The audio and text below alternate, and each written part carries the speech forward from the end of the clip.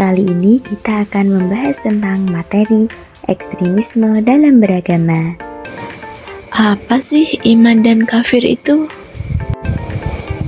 Secara bahasa, sebagaimana ditulis oleh Ibnu Faris dalam Mu'jam Maqyasnya, mana dasar iman adalah tasdik atau membenarkan.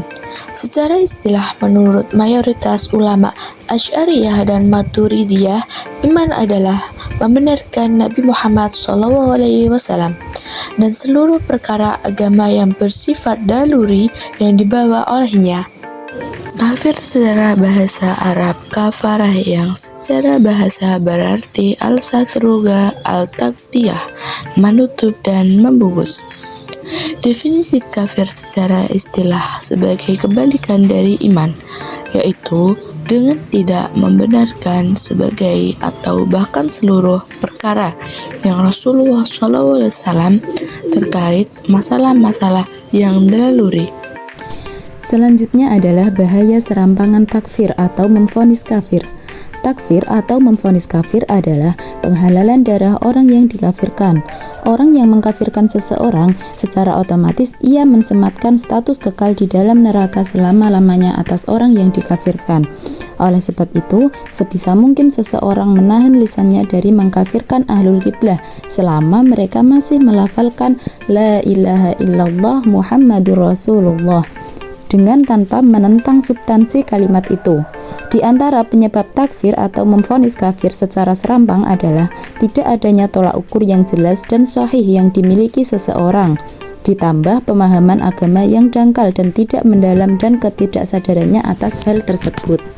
Selanjutnya yaitu C. Komentar ulama tentang bahaya kafir. Ulama yang mempunyai ilmu mendalam atau yang disebut dengan rasikh fi al-ilm, mereka sangat berhati-hati memvonis kafir orang lain karena beratnya konsekuensi apabila mereka salah dalam vonis kafirnya.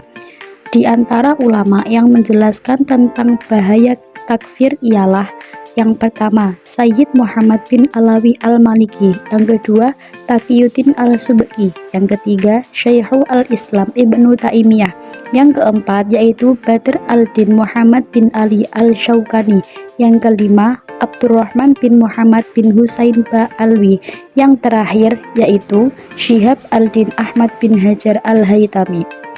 Dari seluruh komentar ulama di atas, kita dapat menyimpulkan bahwa para ulama sangat berhati-hati dalam memvonis kafir seseorang. Jika para ulama saja sangat berhati-hati dalam masalah ini, maka sebaiknya bagi orang awam menutup rapat-rapat pintu kafir, sebab bahaya yang ditimbulkan dari vonis kafir. Yang selanjutnya, ada berapa sih hal yang harus diperhatikan sebelum vonis kafir seseorang menurut Al-Ghazali? Menurut Al-Ghazali, ada beberapa hal yang harus diperhatikan sebelum memvonis kafir seseorang. Di antaranya, yang pertama, apakah nas syar'i yang dijadikan dalil untuk mengkafirkan masih mungkin ditakwil atau tidak. Yang kedua, orang yang ingin memvonis kafir harus mahir dan pandai tentang bahasa Arab. Yang ketiga, terkait dalil nas yang tidak dipercaya atau ditinggalkan, apakah dalil tersebut merupakan dalil mutawatir, ahad, atau hanya dalil ijma' semata.